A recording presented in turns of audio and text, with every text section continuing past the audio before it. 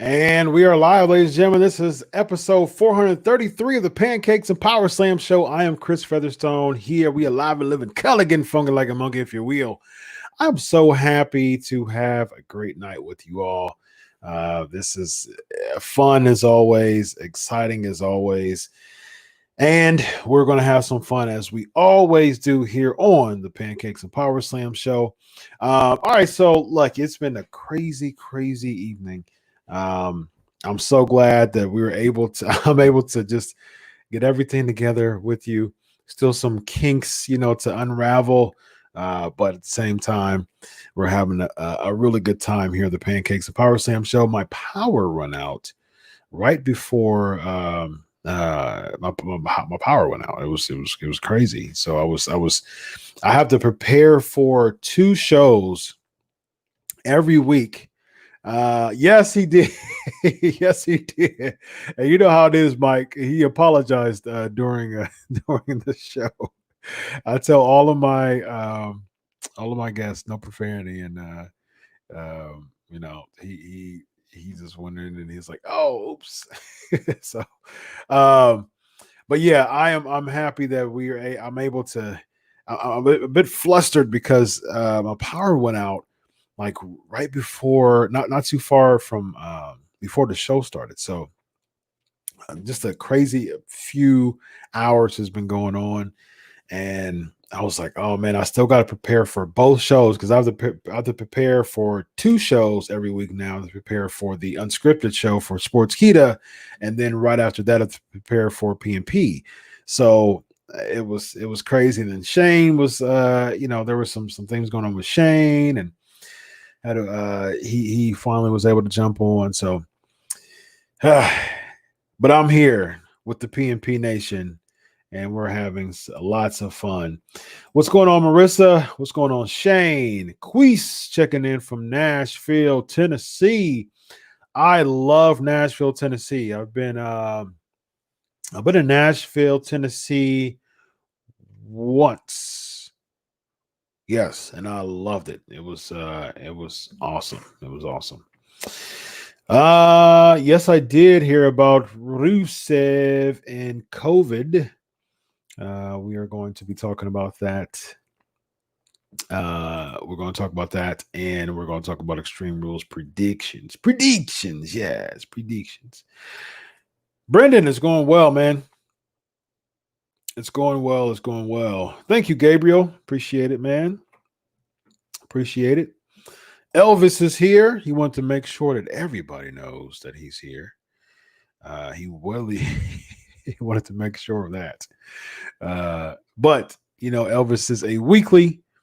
Elvis is the man, and Elvis is a part of making the PNP show fun every single week. Keith Lee and Big E for the world title. No, I wouldn't say both of them against each other. I think both of them should be world champion. And within the next year, both of them should win the world title. Or you know what I would do? I would have Big E when it's probably SummerSlam of next year. Perhaps. No, because I would have Keith Lee win. Because I wrote an article on Sportskeeda.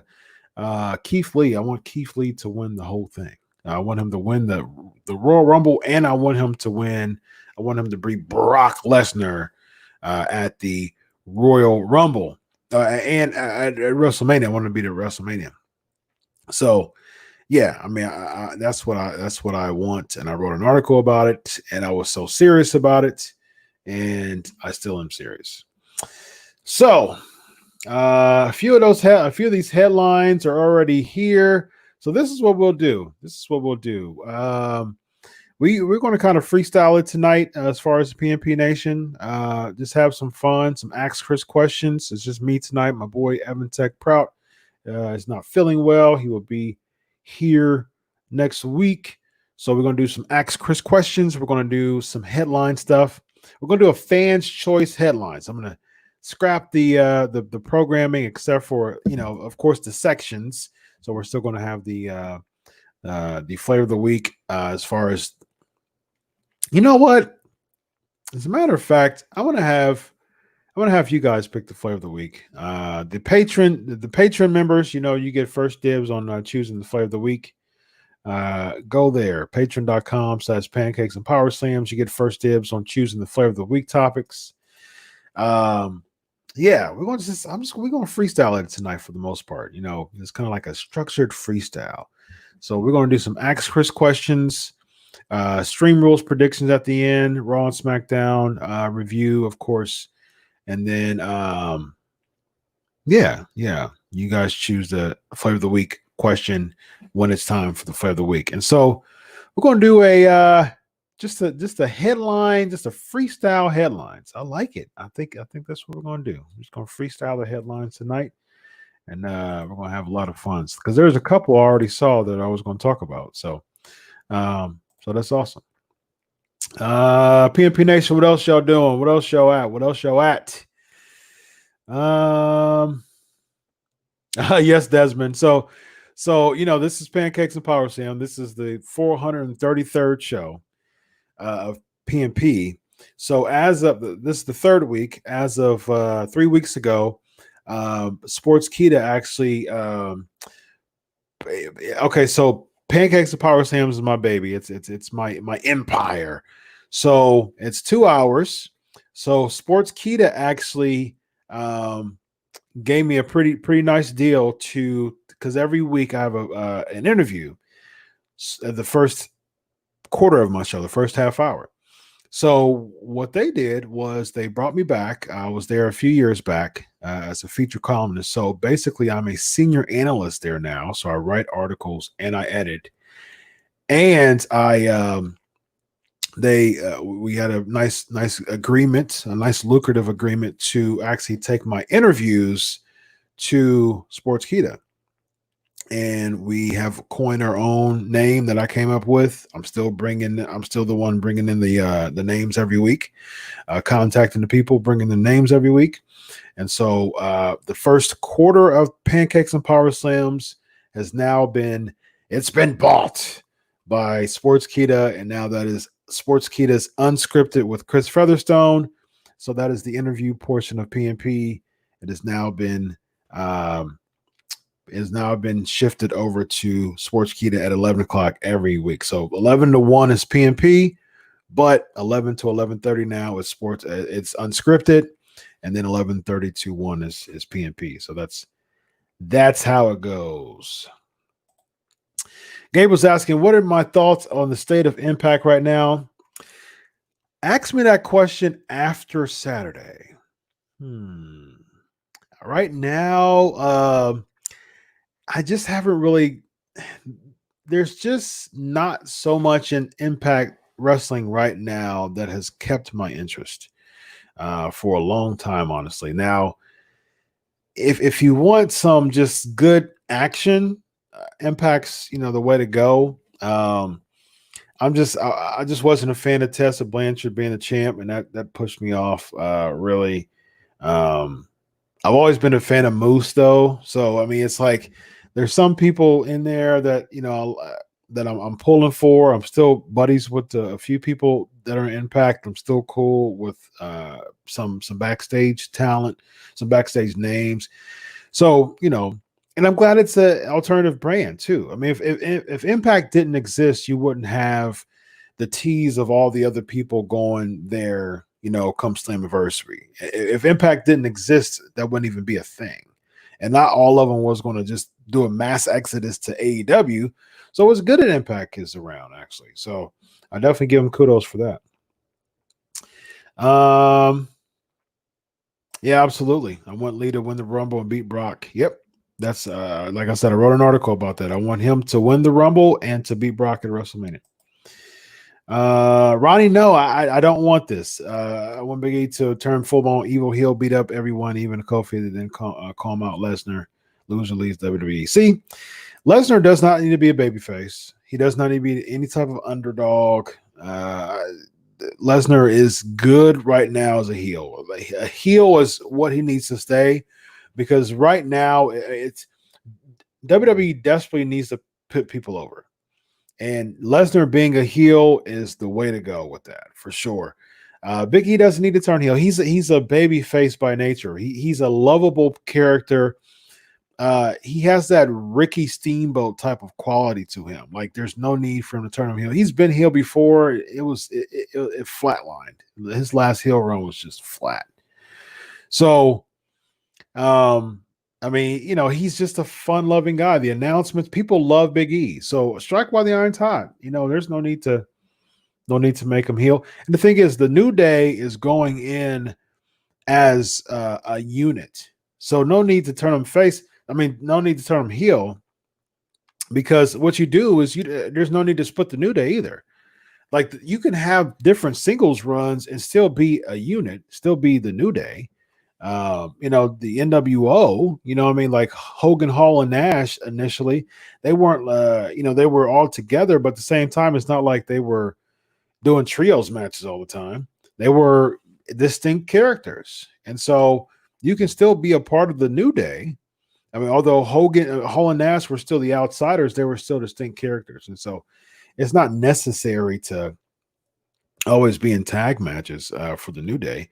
So, I'd be totally fine with Big E being champ, Kofi and Xavier being tag champs, or Xavier being a U.S. title. I still would like to see a singles run with Xavier having like a U.S. title, and Kofi and Big E being a part of the tag team, or all do singles. I mean, like, it's not necessary for them to break up in order to have a good singles or tag run. Alonso's asking, who should Keith Lee lose to NXT North American title to? He doesn't need 2 belts, even though he deserves it. I think he should keep the 2 belts for a while, but I'd be cool with him losing the North American Championship to Karrion Kross. Certainly. Yes, Antoine. This is my guy. Fellow patron member here. So, Antoine, you get to pick the Flavor of the Week topic for today, actually. What else I got? I got some good stuff, as always, on the PNP Nation. Absolutely. Always. Aaron agrees. WWE needs to put people over and have faith in them. Yep. Absolutely. Mike is asking, on a scale of 1 to 10, how boring is Drew as WWE champ right now? See, here's the thing, man. Tom and Jimmy cut a pretty dope promo on Moose a few weeks back on Impact. Yeah, I heard about that. Somebody said something about that. I think it was Bully. Yeah, I think it was Bully Ray that said something about that on Busted Open Radio. I heard it was good. I'm going to check that out. On a scale from 1 to 10, how boring is Drew as WWE champ right now? Okay. And I've said this on the show, like Drew is in my top 5, easily in my top 5 right now. Period. Big fan of Drew. He's been on the show before. We've talked a bunch of times. He's a super nice dude. Just I'm fully behind the Drew machine for sure. No fault of his own. I just think that he's a babyface, and I'm totally fine with him being a babyface. I just don't think a babyface should be champ at this time, and I still stand by that because we're seeing it with the numbers.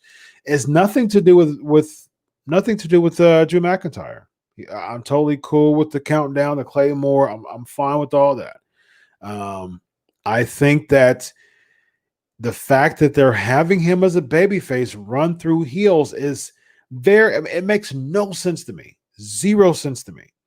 You're running through Rollins' show, where shows a babyface again now. Rollins' show, Lashley, about to be Ziggler. So you're just running through these gamut of names, over the past few months, 3 months since you've been champ. And it's like, that doesn't make sense. Why would a babyface be champ right now during COVID when you have little to no people in the arena? The money is in the chase. The intrigue is in the chase.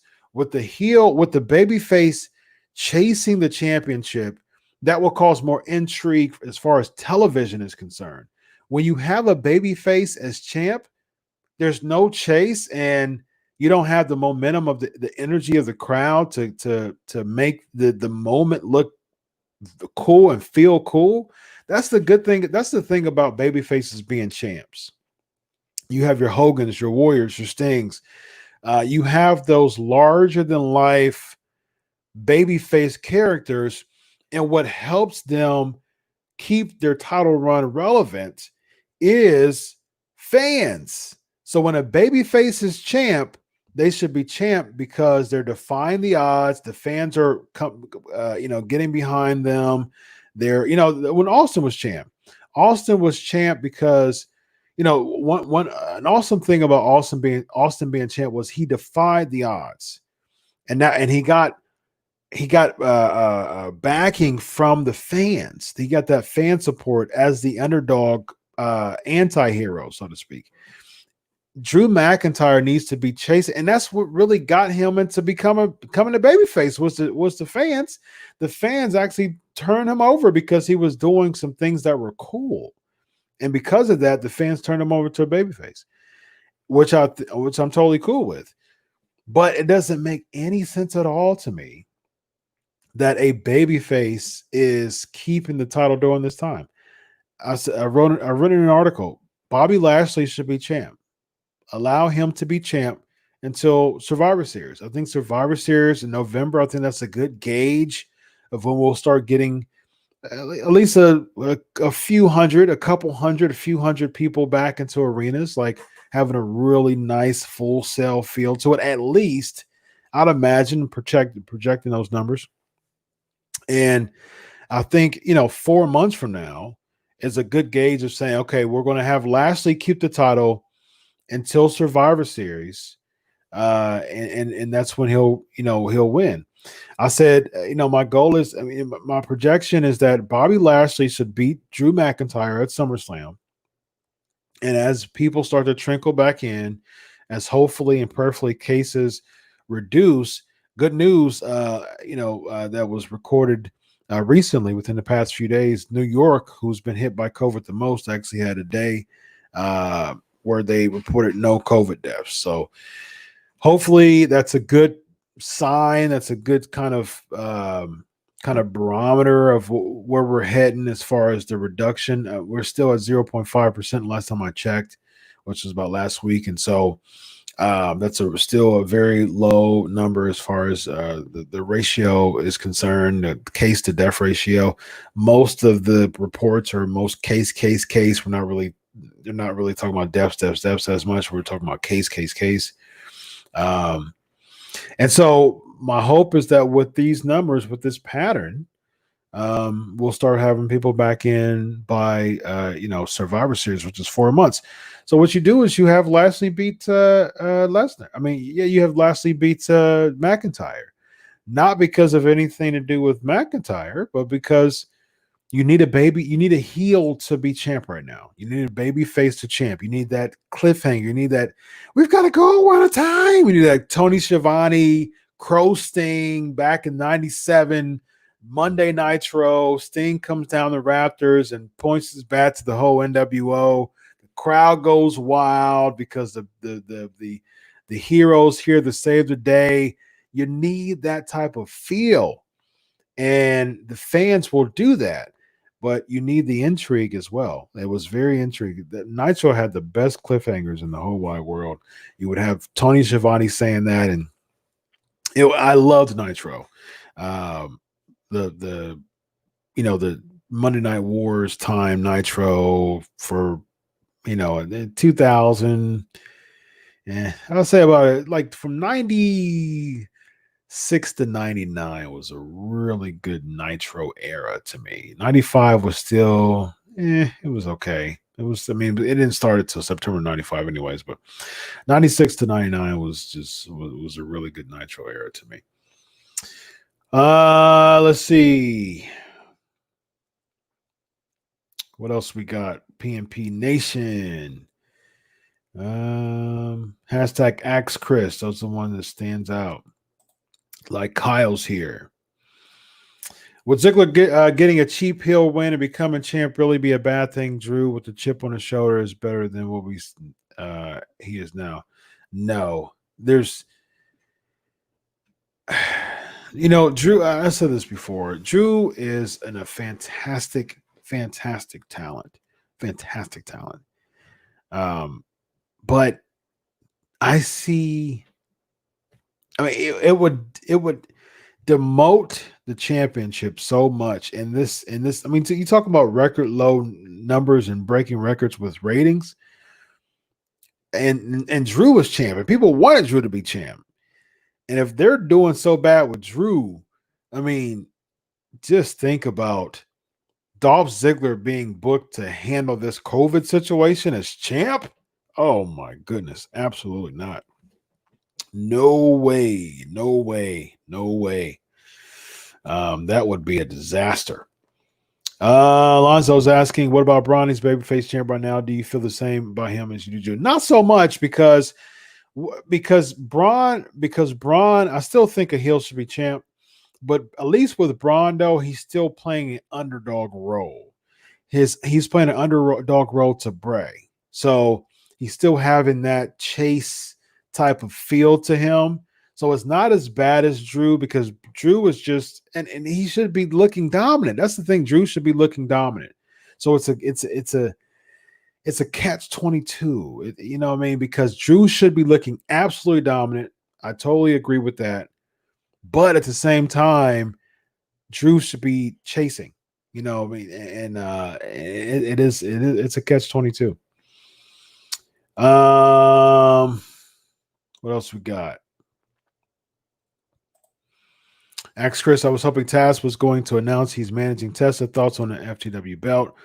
Only non-championship belt over, in my opinion, $1 belt. Yeah, I was a huge ECW fan, and the FTW championship was amazing. And it's funny because that was over 20 years ago when the FTW championship debuted, and a lot of the current, like, it looks like the 24/7 championship.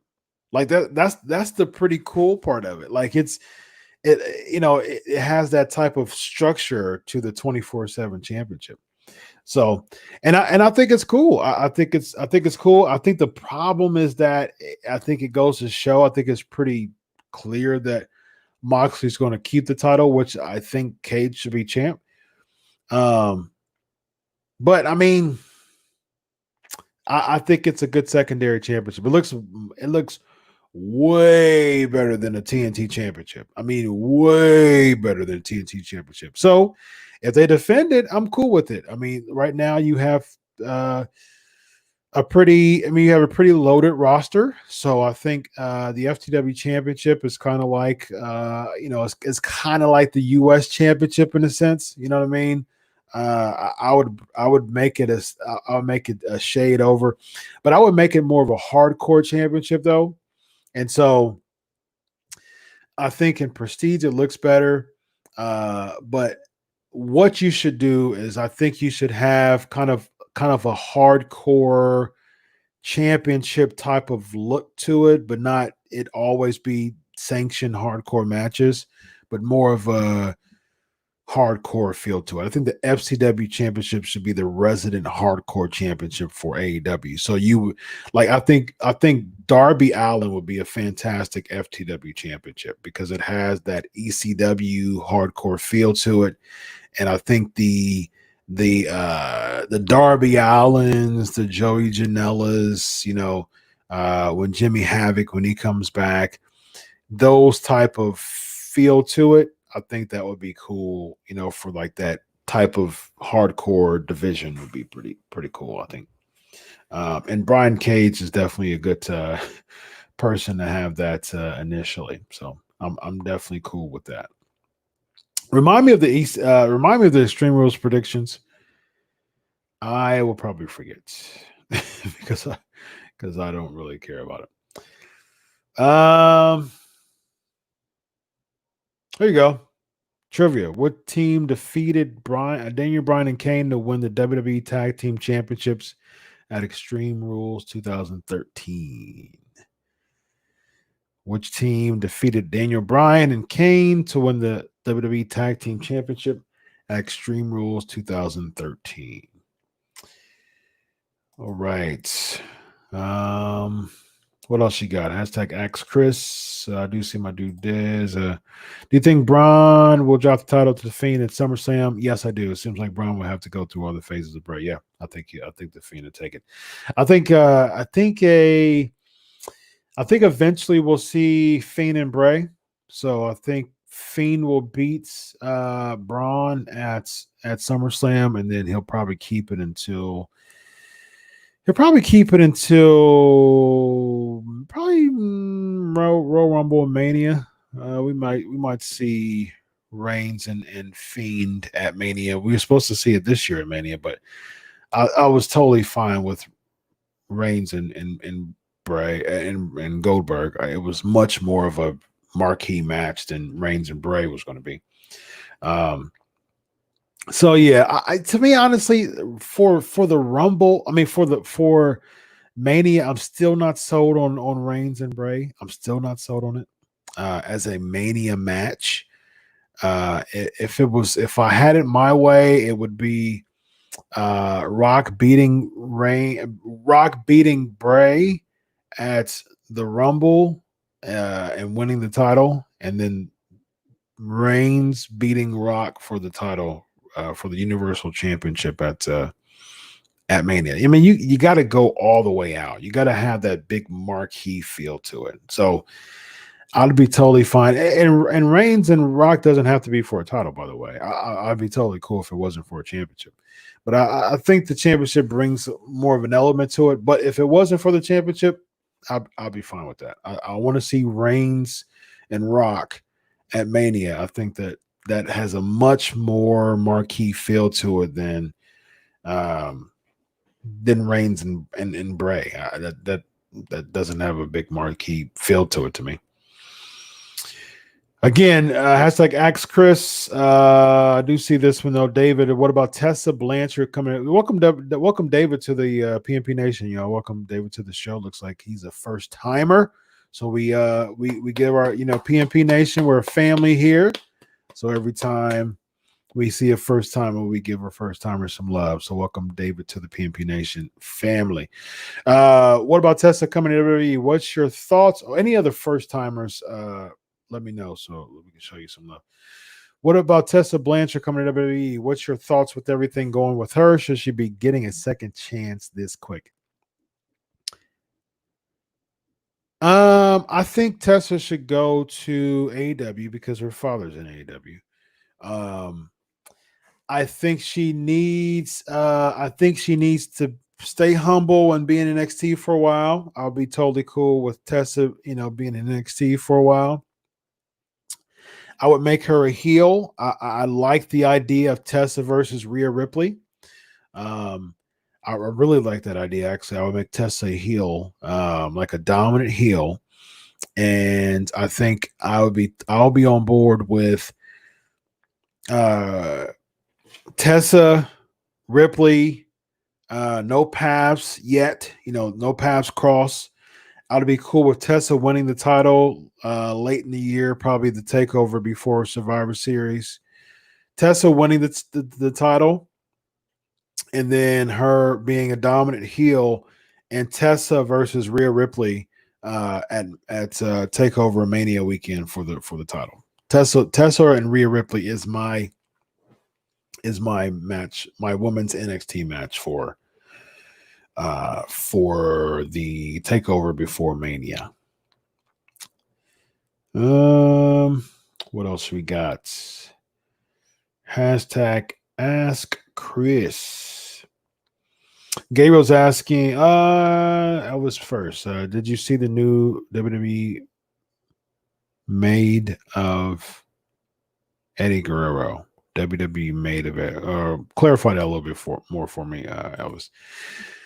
Sasha's my girl, says Gabriel. But do you think WWE shouldn't have all the women's title and just two women, assuming Sasha wins on Sunday? See, I don't think she's going to win. That's a spoiler alert for my predictions. I think Asuka's going to win. She better win because finally they had an opportunity. They're having an opportunity to make her like a thing again, and they should capitalize on that 100%. So she should 100% do that. Don't have her win. On Pillman against Pillman Jr. See, Pillman Jr. is a good person to defend the FTW championship. And I think AEW Dark's a good place to defend that title too. I'm cool with that. Totally. And to hone into your question a little bit more. Yes, good job, Mo. Good job, Desmond. The Shield is the correct answer.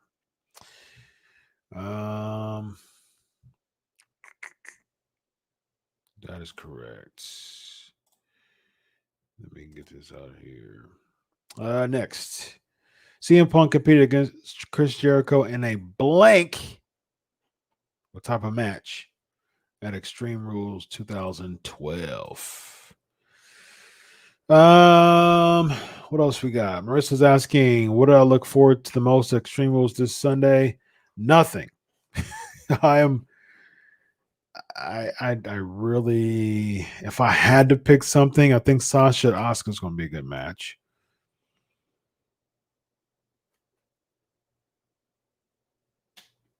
Perhaps the theatrics of Bray and Braun. I mean, they're talking about a swamp match, so I would hope that they were going to have some type of something.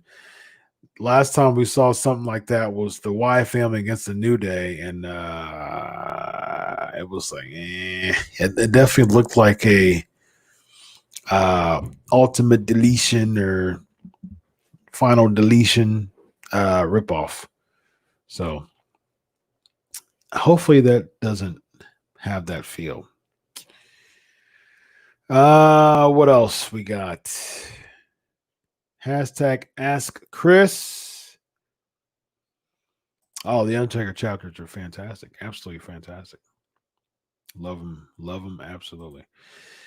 What Cena contract expired? Brendan's asking. Do I see Cena focusing on acting? Do I see him as a few more years? Oh, he's been focused on acting for a while. I mean, he's been a part timer for the past couple of years now. 18. I was at 34 in New Orleans, and they both really were him and Taker were part timers at that point. So he's Hollywood, man. Cena's Hollywood. So I'll see more. I'll see a few more appearances. I think he'll do several appearances for the years, and maybe even focusing on the match, just like he did with Wyatt. You know what I mean, to put him over. But anything else, nah, man. He's Hollywood. He's Hollywood. Hollywood.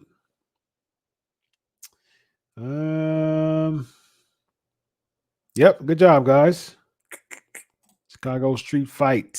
Chicago Street Fight. Chicago Street Fight. Very good. Very good. Very good. Great job, everybody. We'll have more. We'll have more trivia, time permitting. Shane is asking, I've lost all hope in WWE. To me, the writing is terrible. They are wasting talent such as Andrade, Aleister Black, etc. Do I see hope on WWE returning to greatness? Okay. Let's first start off with when was the last time WWE was great?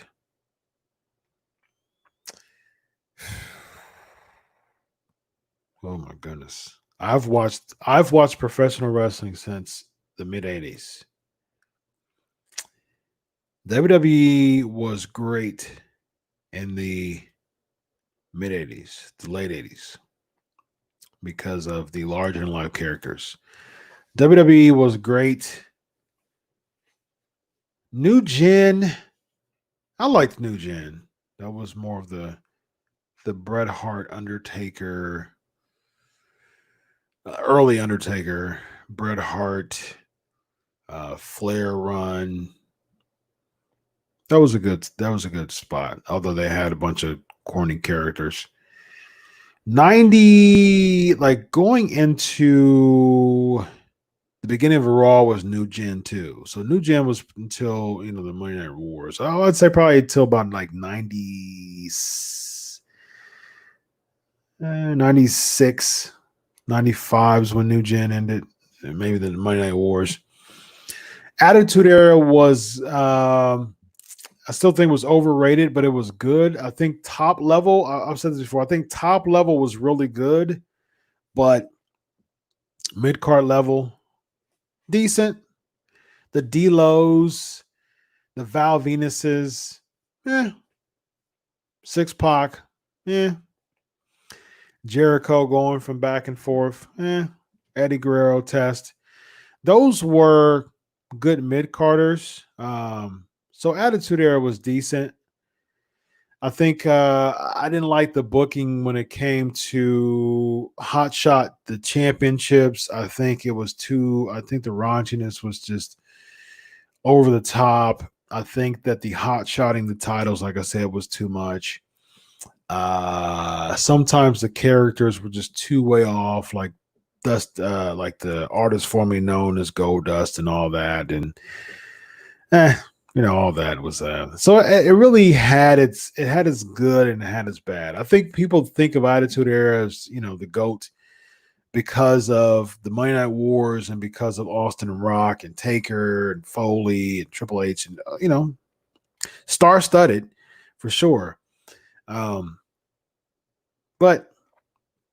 there was a lot of bad things about the Attitude Era too that people oftentimes look over because of the star power that was on the top. So I say it's overrated in that sense. I was a big ruthless aggression fan.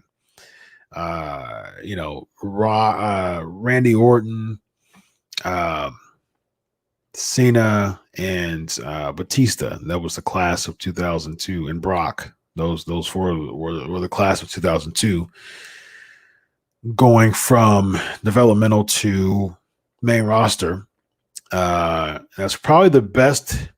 Well, it's one of the best class years in pro wrestling history for sure, and that was during Ruthless Aggression. Angle became really his own as far as a solid standalone main eventer during Ruthless Aggression. Edge became his own during Ruthless Aggression. Jericho continued to hone his character during Ruthless Aggression. And by Ruthless Aggression, I'm talking post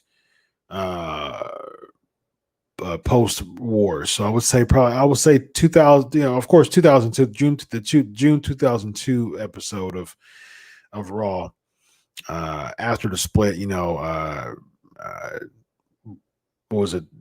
Vince McMahon cut the promo with all the wrestlers. You got to have ruthless aggression, and then Cena on the following SmackDown.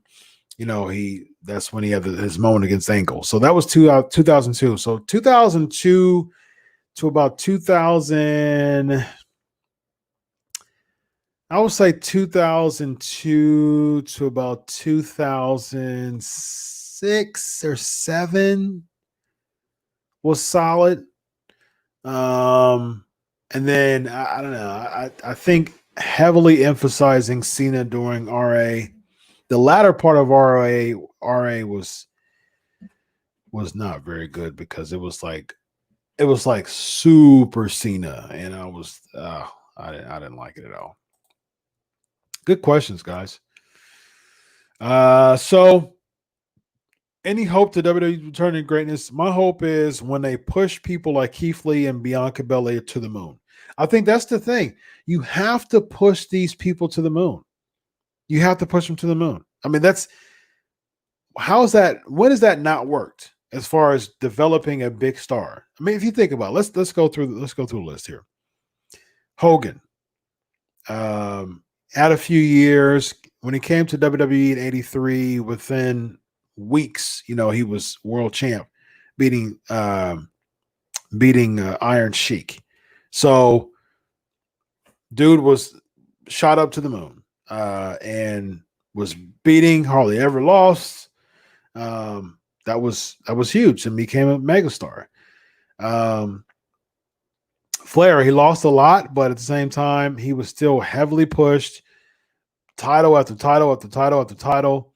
Still had that main event flair to him, main event feel to him. He was still heavily pushed, regardless of not being champ. He was still heavily pushed.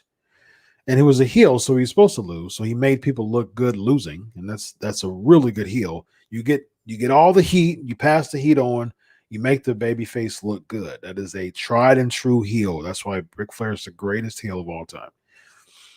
And so he was over. Ultimate Warrior, pushed to the moon. Hall of Famer because of that. Goldberg, pushed to the moon.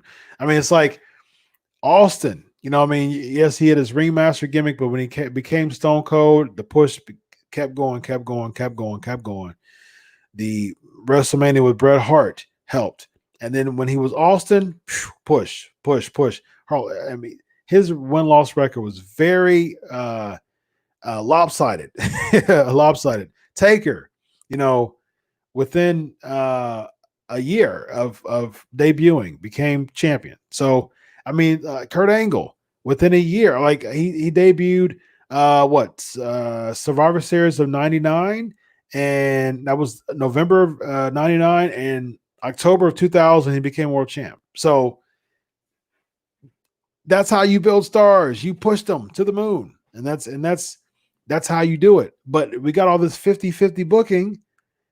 You don't know who's what.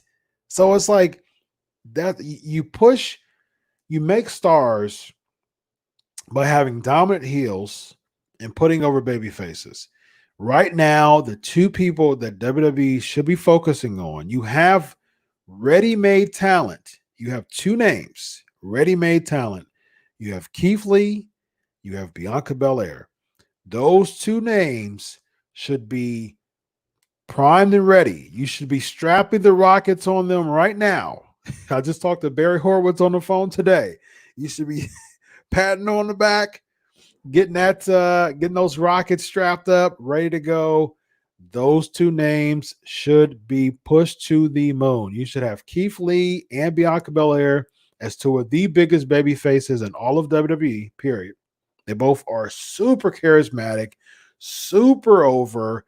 When Bianca Belair, I mean, she's a total package. You want to see her, like, she's one of those type of people that will make you turn your head and watch the product. If you're super bored and doing something, she has the music, she has the twirl, she skips to the ring, she's super athletic, she has really good mic work, and she's the total package. Total package. Keith Lee, he needs to work on his promo a bit, but as far as athleticism, charisma, total, he's got it all. Minus the promo. I would sharpen the promo up a bit. I think that still has to be developed. But I mean, those are the two names. If you want to make WWE great again, you push baby faces to the moon like you did Austin, like you did Rock, and like you did Taker. And what you do is you make Keith Lee and Bianca Belair both win the Royal Rumbles. And then you have Keith Lee versus Brock. You have Bianca Belair versus Charlotte. I would have Charlotte Flair be the champ because you want to heal, or Shayna Baszler even. Although Shayna Baszler is just not, her presence on the main roster is boo-boo. It's just straight up boo-boo. Straight up boo-boo. So I don't think she's a good enough heel to really make Bianca go over. I think Charlotte Flair, you don't even go here. That would be really good to do that. That would be really funny. So Mania, if you want to make stars, if you want to make WWE great again, at WrestleMania, you have Keith Lee versus Brock Lesnar, Bianca Belair versus Charlotte Flair, and you can even have you can do a Drew. I predicted Drew Orton at Mania. So my Mania would be Keith Lee versus you have your Roman Rock. I think that would be good. Roman Rock. You have Roman Rock, you have Keith Lee and Brock, you have Bianca and Charlotte, and you have Drew and Randy Orton. You just made all those stars there. And I would be a huge fan of that. That's how you make it great again. You make people look big, larger than life. Yes. Chris said boo boo. Hashtag boo boo. Hashtag boo boo.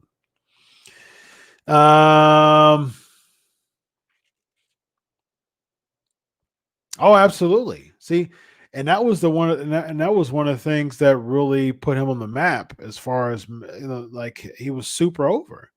I'm glad WWE gave him that opportunity too, for sure. See, I don't want him. I don't want him to be the next Mark Henry because Mark Henry was good, but Mark Henry. See, the thing is, people. A lot of times, people, and we see this a lot historically. A lot of times, people push up people's legacy, uh, and we tend to gloss over all of the bad things. There's a lot of bad things that has gone on in one's legacy. Mark Henry, again, I was a huge proponent of Mark Henry, but the dude got jobbed a whole lot throughout his career. Yes, he has some peaks, but I mean, dude, I mean, you remember when he was a part of the team Apple with Santino and oh gosh, I don't even remember who else was a part of that Apple faction. I'm gonna find out. It was one of the stupidest things of all time. Um, Allied people powered by loathing everything you stand for. Daniel Bryan, Evan Bourne, Santino Marella, and a strawberry dressed Mark Henry that just was it was horrible. Uh, it was April 11th of 2011. Absolutely terrible. That and he was teaming up with MVP. That had potential, but that was like man. And then he was they had him with Ryback, feuding with Ryback, and he actually beat Ryback in WrestleMania. And then that led to nowhere. And then jobbing out over the latter part of his career, super jobbing out. I mean, there was a lot of parts of Mark Henry's career that just wasn't good. Again, I was totally. I love the fact that they were pushing him, but WWE shafted him a lot. His last singles match was February 13th, 2017. Got destroyed by Braun Strowman. He was part of the Andre and the Greatest Battle Royal, but uh, beat he beat Titus. He beats they won, and then him and the Golden Truth beat the Shining Stars. Yeah, Rusev. I remember Rusev beat him up. Yeah, I mean, like I'm looking at his. Yeah, yeah. Sheamus was losing against Sheamus. Lost to Big E. Yeah, I mean, it was really it was teaming up with Darren Young for a while, Jack Swagger, just random teams. I mean, he wasn't booked as a main eventer for a lot. I mean, the final part of the years of his career. I'm looking at his his match list, and for a while, for years, number of years, he wasn't really booked as. I mean, 2015 lost to Rusev in less than 5 minutes. Lost to King Barrett and Stardust when he was teaming up with R-Truth. So it's for years that I mean he wasn't really booked as a huge main event name. So yeah, I want Keith Lee to be a star. Like I want him to be a bona fide staple main event star. Like I want him to be a mega star. Mark Henry, as far totally deserves to be in the Hall of Fame, but Mark Henry was never a mega star. Keith Lee should be that for sure.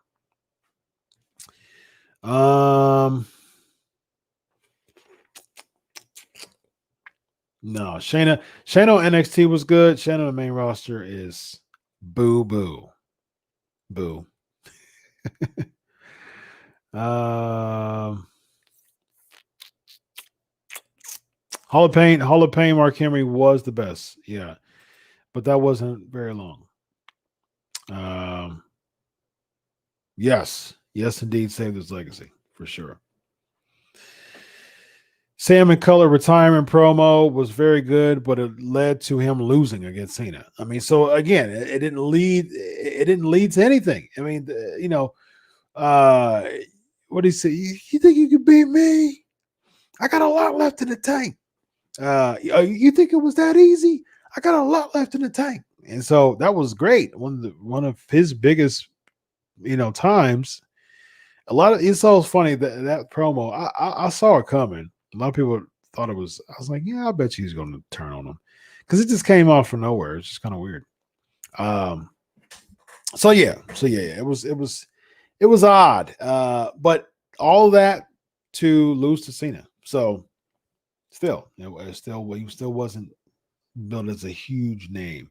All right, let's get into some headlines. Let's get into some headlines.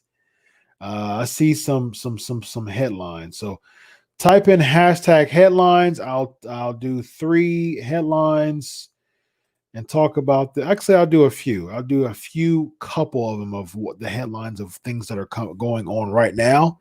So do hashtag headlines and we will talk about them. So without further ado, headlines. Here we go.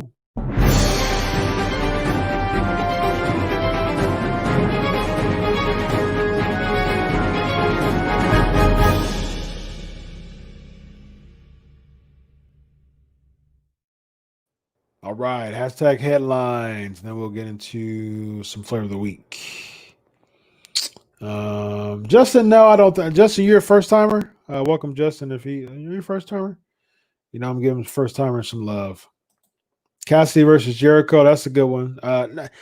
It was good, but it was a bad main event to opposite Keith Lee versus Adam Cole. I mean, it was decent. There was some. It was a good match. I think there was some Cassidy-isms that didn't really still kind of reeled him back into a gimmicky character. So you don't do a retirement speech in Grand Rapids, Michigan. All right, hashtag headlines. Oh, James, that's a good question. Do you see the Radicals ever getting WWE Hall of Fame? Never, because Benoit. Do you see Nancy Benoit getting Hall of Fame one day? A good question, James. Radicals, nope. Guerrero's already in there. I don't see Saturn. Maybe Malenko, but I don't see Saturn going, and I don't see Chris going. Nancy was actually a flavor of the week topic we had a long time ago when I interviewed Conan.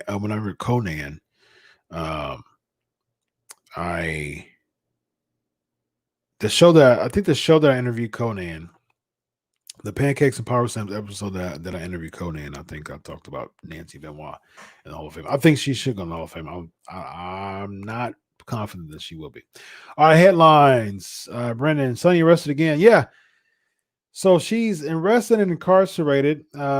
She had some controversial tweets going on a while ago during the BLM stuff, and she got a lot of backlash by it, behind it, and man, I mean, she is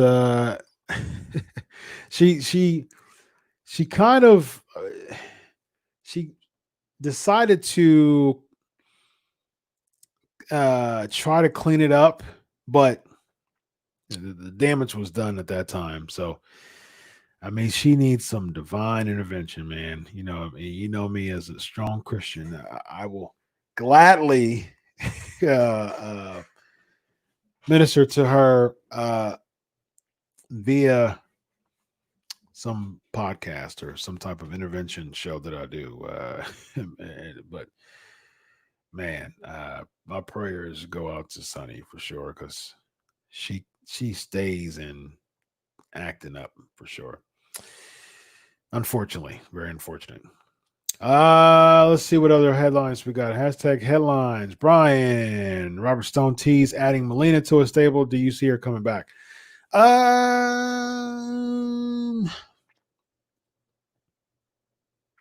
I like Melina and Aaliyah as a duo.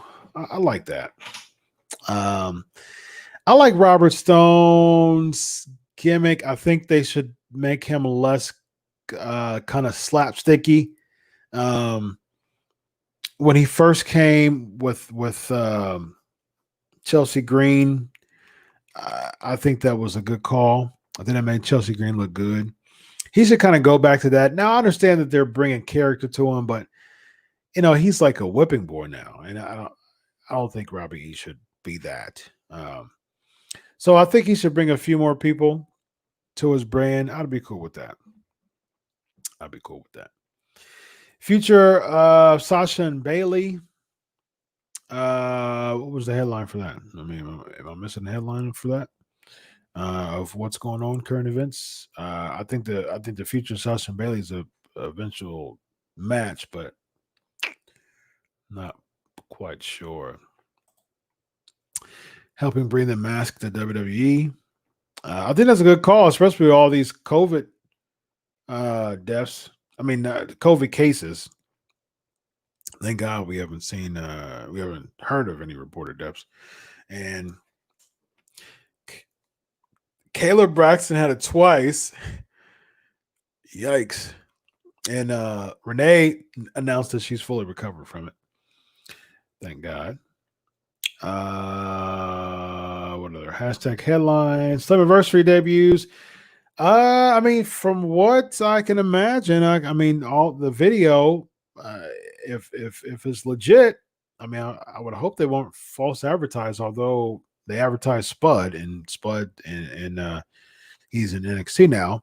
Granted, it might have been a petty thing for WWE because essentially you may have seen Impact's advertising of Spud may have actually got him a job of re-signing his contract because he was advertised for Slammiversary. Him, EC3 was in that video. Anderson and Gallows was in that video. Mike Bennett was in that video. So, and then the Bulgarian flag.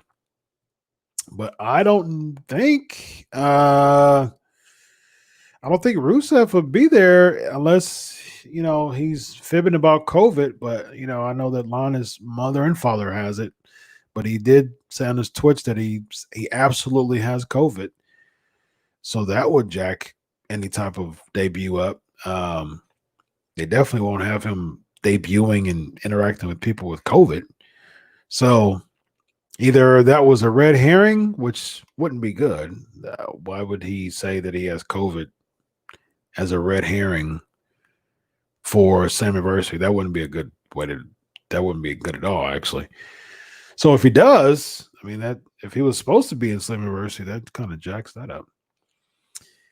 The jury's still out on that. I'm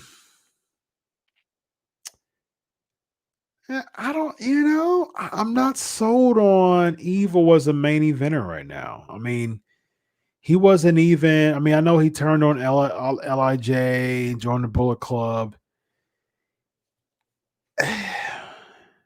I'm not sold, man. I'm not sold. To me, Evil's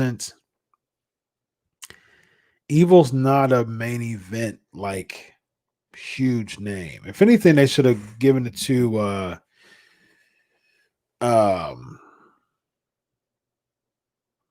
Kenta. Kenta should have been, because you have people turn and join the Bullet Club, and then where they're at, and then what? I mean, you had oh gosh, what's his name? Switchblade, Jay White. You had him join. You had Kenta join. you're having all these people join the Bullet Club, and then you have Evil join, and then him be champ. I think Kenta should have been champ, winning both titles, or Jay White. Although I like Jay White as a heel, but I don't know. I'm just to me, it just he just not he doesn't have that oozing type of feel to him to be like ooh heel. Like he's like that what word am I looking for? Like that panache. So I don't know. He doesn't. I think he's a good heel. Um, I think he's a good heel, but I don't know.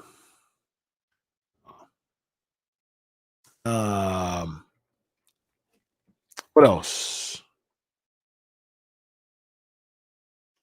Hold on. Yeah, am I looking for panache? Let's see what else? Confidence of style or manner. Yeah, yeah, yeah. That panache. Yeah, that's a good word. That's a good word. Um. So as far as like a big heel,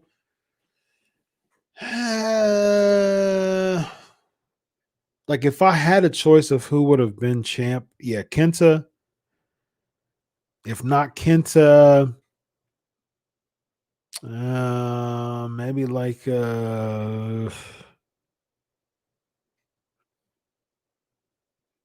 maybe Rusev. Maybe Rusev debuting in New Japan, although he lives in Tennessee, so I don't see him unless he traveled back and forth, and you're not really traveling nowadays. So it would have to really be someone in Japan. So that kind of does limit the choices. I'm talking about as far as a big heel. Yeah, Kenton. That's really the only person I can think of. I mean, yes, Jay White, I guess, but yeah, I think Kenton's the way to go. Um, yeah, I mean that's the more I think about it, Kenta.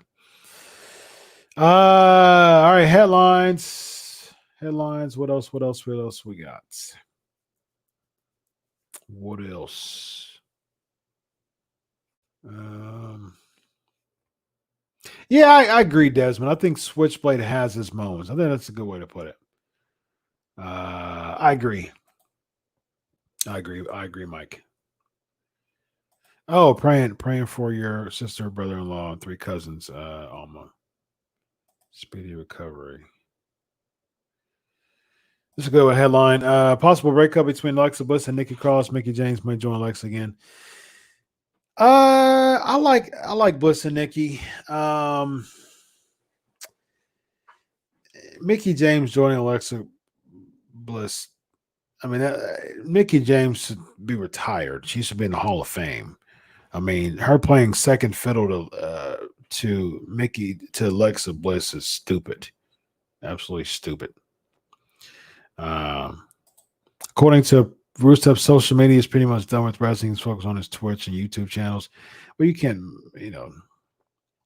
I doubt that he's going to make a ton of money doing that. He could.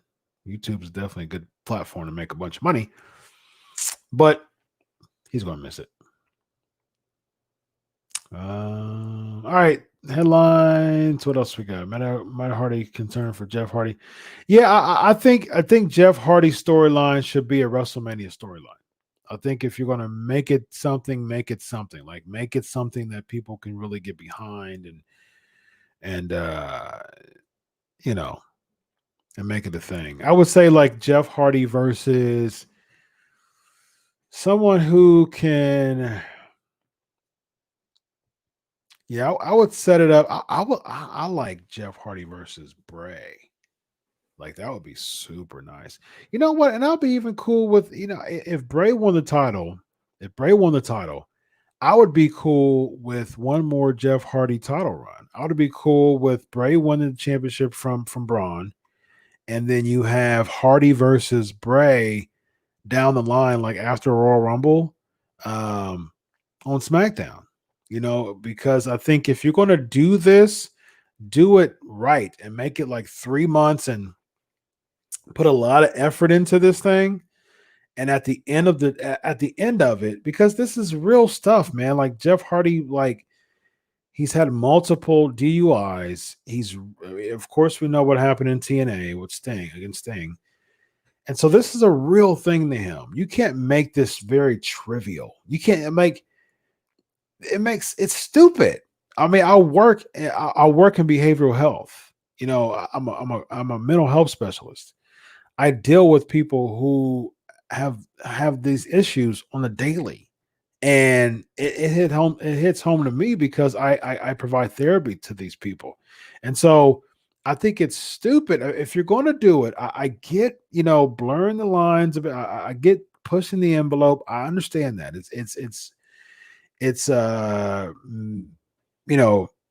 choreographed, it's predetermined, it's comic book come to life. I get all that. And I'm cool with it. But I think, you want to send a message to people who are recovering alcoholics that you can get through this thing. And I would have really made this a big thing. I'm totally cool with Jeff Hardy versus Bray Wyatt for the Universal Championship at WrestleMania. And this alcohol recovery redemption story leads to Hardy beating Bray for the title at WrestleMania and being Universal Champion.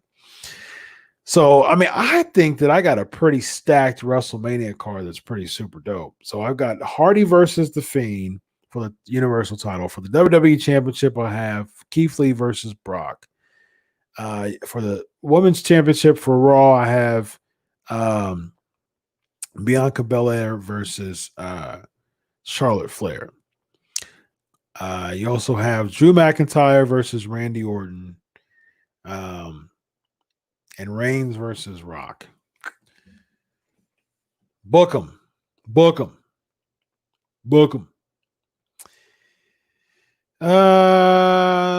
else?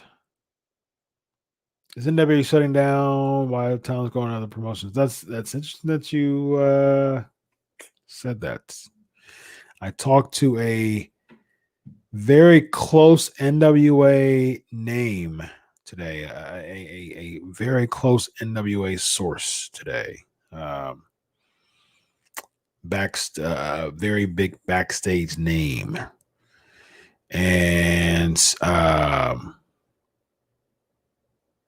he said there's no update on when the new season starts for NWA, and he doesn't even know if there'll be another one. So there's your exclusive when it comes to NWA. So this is a very reliable NWA source. Gave me that information today. All right. Cool. So we got Extreme Rules predictions real quick, and then we'll do Mo's Flavor of the Week.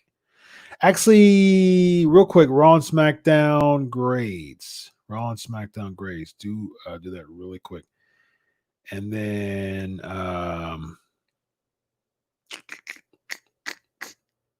no Willow. Like, you need to do it for real. Like, you need to do Jeff Hardy for sure. Like full on, like, make it Jeff Hardy. Let's see the essential Jeff Hardy. Don't give me no gimmicks. Don't give me no nothing. Like, let's see the raw Jeff Hardy, like, go through this thing and make it a real storyline. Have Bray get all up in his psyche. Have the Fiend do that. Address like the Fiend can be like the demons in his head that are trying to lure him to go back, and then do like play the heck out of this thing. Have Jeff beat the Fiend at WrestleMania for the title. Thanks, Marissa, for coming through as always.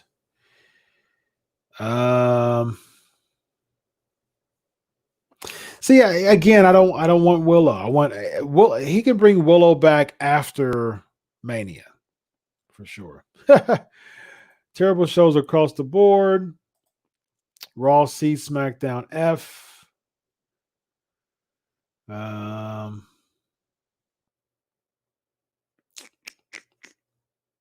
What else I got? C plus, D minus for Alonzo.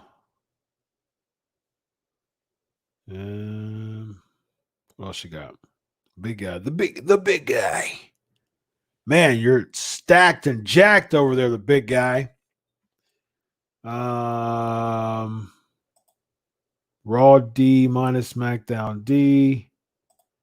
Raw C minus SmackDown C plus. AJ at Mania. Okay, so I already have a stacked card. AJ's on the SmackDown brand. I think you can do an AJ Daniel Bryan for the Intercontinental title. That would be a solid match there for sure. What else we got? C and C minus.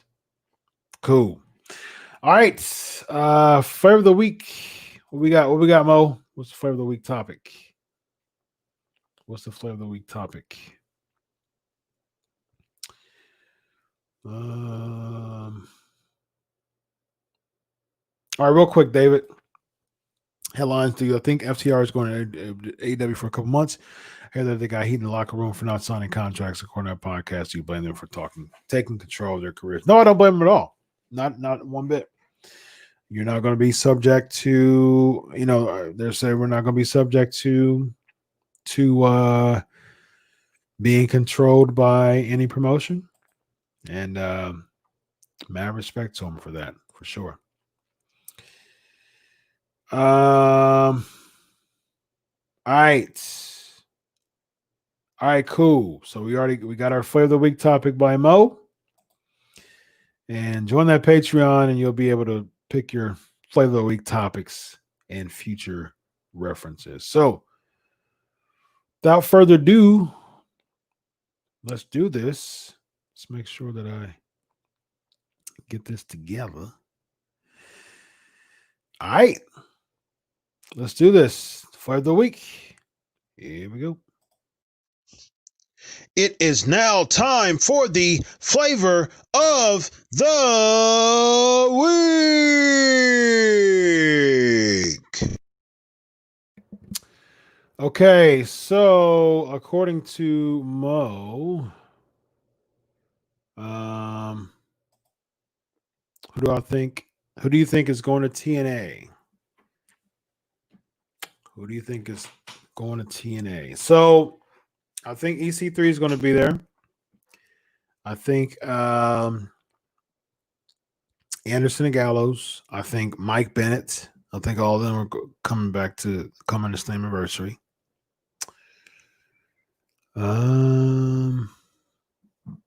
So I don't know if Maria comes with Mike Bennett. Although Mike Bennett's run in TNA was boo-boo. It was boo-boo. I did not like the Miracle gimmick at all. It was bad. It was a bad gimmick. EC3 was big.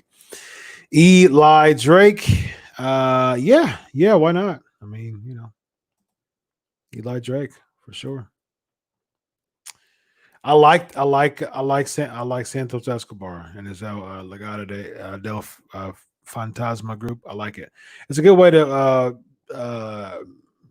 to do to make something out of Joaquin Wild or DJZ and Raul Mendoza. I mean, that's a good way because both of them were just floundering, and that's a good way to put them in a stable. I think it's fantastic. I think it's a good way to really push the cruiserweight division because you have a really strong heel with Santos Escobar.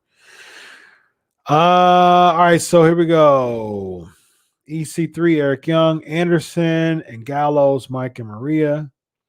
Yes, I do believe Zack Ryder. He teased it last week. Yeah, I did hear they're teasing aces and eights again. So Ken Anderson. Yeah, I mean, Yeah. I mean, it was like during his debut. Sure, I liked his music too, but I mean, the Miracle gimmick was this boo boo. It was boo boo for sure. Um, Arabian Prince wants Yuko and TNA. Yeah, cool. All right. Good stuff. Good stuff. Good stuff. So Slammiversary this weekend. And let's do some predictions. Hugh Slater. I think you mean Hugh Slater. Maria and her husband, aka Mike Bennett. I'm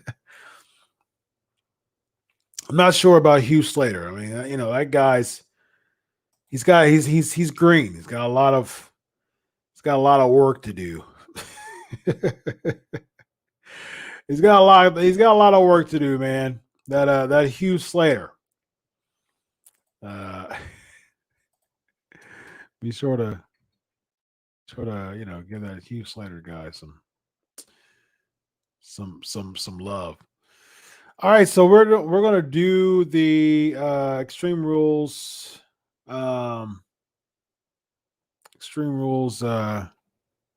predictions. So let me bring up the card real quick. Good flavor of the week, Mo. Let's see. All right, so Apollo versus MVP. Apollo's going to win. I think maybe you'll have Lashley end up winning that, but again, Lashley should beat Drew at SummerSlam. Simple as that. He should beat Drew McIntyre at SummerSlam. McIntyre should get it back. I wrote this on Sportskeeda. This is how the rest of the year should be. Drew loses to Lashley at SummerSlam. Drew gets it back at Survivor Series. Drew gets it back at Survivor Series. Lesnar comes back the Raw after Survivor Series and, challenges Drew. He beats Drew at Royal Rumble. Keith Lee wins the Royal Rumble. Keith Lee challenges Brock Lesnar for the WWE Championship at Mania. Keith Lee wins the WWE Championship at Mania. I can definitely see this, Shane. I can definitely see EC3 winning the Impact Championship for sure. He definitely has a ton of talent, and it looks in great shape now. I'm glad, great transformation there. But his miracle gimmick was just really bad. I mean, I liked the and ROH he was really good with the oh my gosh. Oh, that's gonna bug me. What was their the Kingdom. The Kingdom. Their ROH gimmick. The Kingdom. He was really good in the Kingdom. All right, so Mysterio and Rollins eye for an eye match. I think Rollins. I think this is a way to write Mysterio off. I think because he's not even under contract as far as last time I heard. So I think this is a way to write him off. I think Strowman beats Wyatt this time. I think Bayley beats Nikki Cross. I think Asuka beats Sasha Banks. Or as Tony Atlas would say, Sasha Banks. And Drew McIntyre, of course, beats Dolph Ziggler, man. I just don't do it, WWE. Don't do it. Don't make the decision to totally ruin what's already going downhill. Like, just as much as I like Dolph Ziggler as a talent, if you really have him running the flagship show with the numbers that you're having now, you've officially told me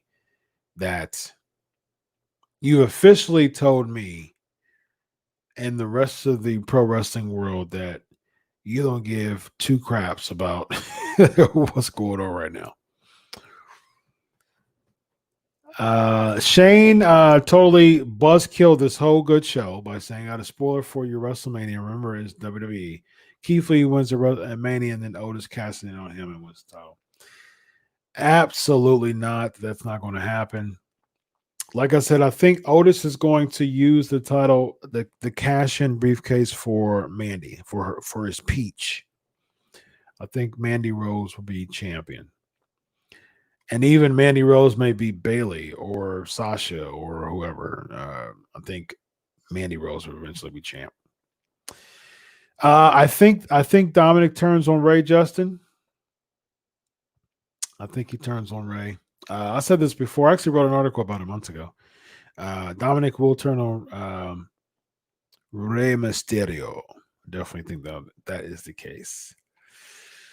PNP Nation, still a lit chat room, man. It's fantastic. I had a wonderful show tonight. Shout out to all the first timers for joining the PNP Nation. We have a great time, a fun show every single week. It's been fun. It's been absolutely fun, as it is, as always. You guys are awesome. Be sure to like, share, subscribe. Be sure to subscribe to the Pancakes and Powerslams YouTube channel. Just type in Pancakes and Powerslams. Type in Pancakes and Powerslams YouTube and subscribe to that. All right. Been fun. Check out my interviews every week. I got a huge confirmation of who's going to be my guest next week. So be sure to follow at Chris Prolific to see who the guest is going to be for next week for my Q&A for the Sports Ketas Unscripted. So check that out. It's going to be fun. I'm really digging this dual show. I'm really digging the Unscripted in PNP. Y'all know y'all my family. You know I have the best time over here at PNP. It has been 8 years straight, 433 episodes, period. Yeah, I charge them for swear words. I should do that. This would be funny, especially since I tell everybody, I don't care who you are. I've said this to Goldberg. I've said this to Booker T. I've interviewed 12 W Hall of Famers: Ricky Steamboat, Rikishi, Teddy Long, Bushwhacker Luke. I can't think of all the Hall of Famers that I've interviewed, but I interviewed 12 of them. Every single person I've said, my show's PG. No profanity, please. I don't care who you are. And I told everybody, no profanity. I don't care if you're Goldberg. I don't care. You don't use profanity on my show. And so they slip it. And so Shane, I said, no profanity.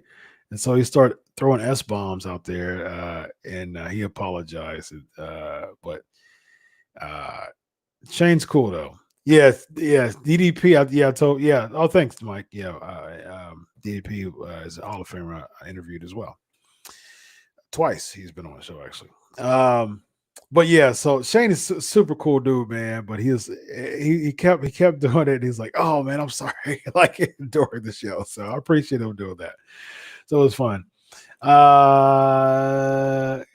Thanks, Ryan. I appreciate your love, man. Yeah, I actually wrote for Sports Kita about 2016.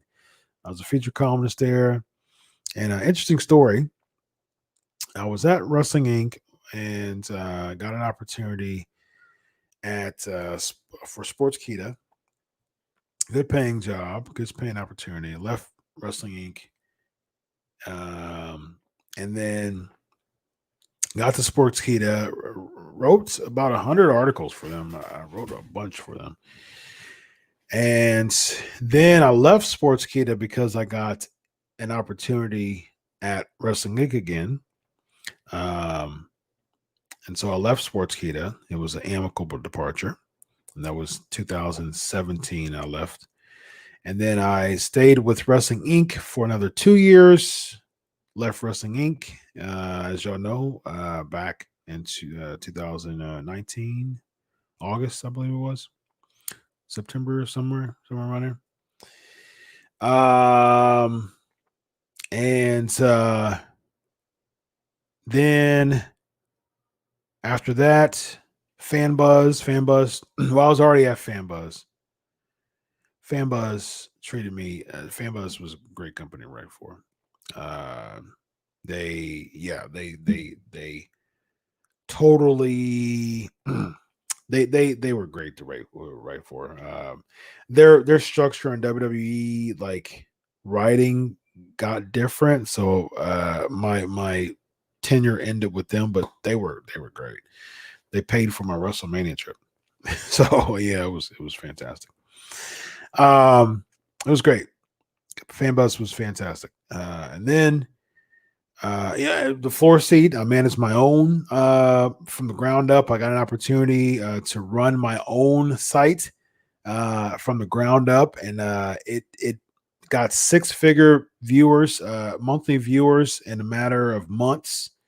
I pulled on JTG to write some columns for me. I pulled on Marty Elias to write some columns for me. Pulled on some exclusives that was reported. So yeah, it was great, man. I end up that was a really good challenge, but it was really fun to manage my own site and go from zero to I think it was around 300,000 monthly viewers. So it was cool, man. It was super duper cool. Had some big wigs writing for me. But yeah, that got too. I was working on my dissertation. It just got way too busy. Way too busy, man. So, well, you can always give me a shout out, Alonzo. It's so funny. I just talked to Raj today, actually. Yeah, me and Raj are still cool. Yeah. Yeah, I just talked to him today. Him and I texted back and forth.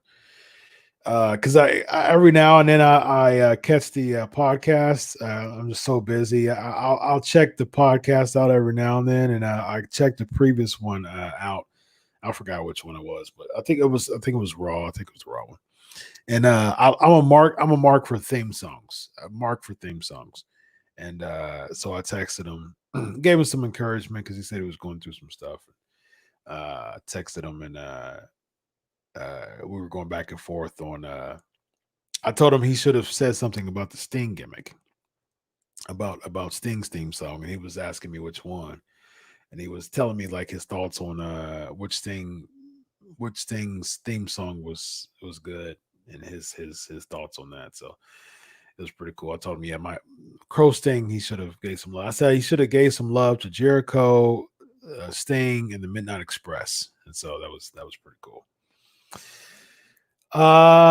Yes, indeed. Here's the thing with Sportskeeda, 3 million followers on Facebook, and I have to give my peeps some love at Wrestling Rumors. So I was at Wrestling Rumors years ago, and then came back to Wrestling Rumors the end of last year, and Wrestling Rumors gang. Shout out to Heidi. Wrestling Rumors. I mean, it's like this is my home away from home, man. Like she just gives me all the freedom in the world to do whatever and say whatever, and she's fantastic.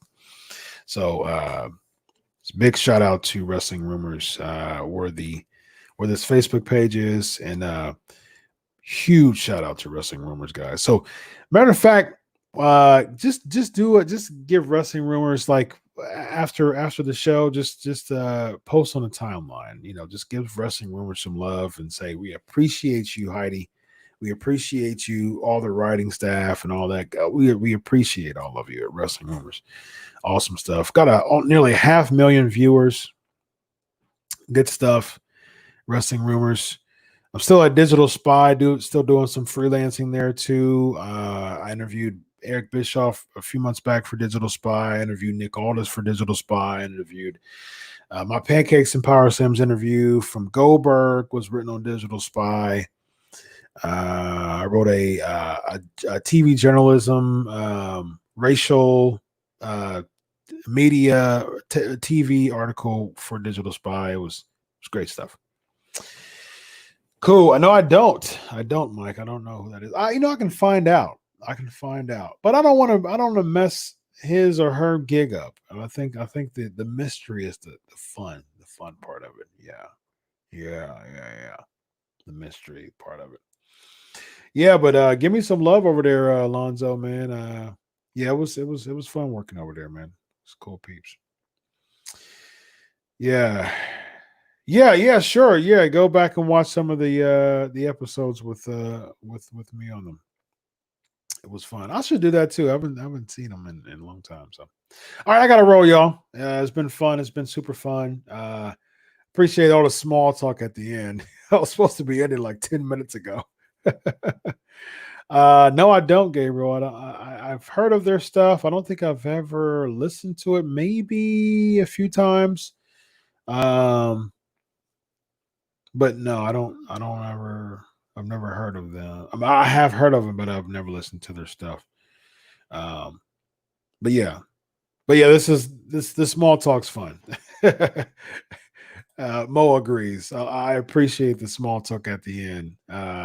Yes, I am. In a few weeks, I'll be a doctor. Absolutely. Praise the Lord. I'm about to become a doctor for psychology.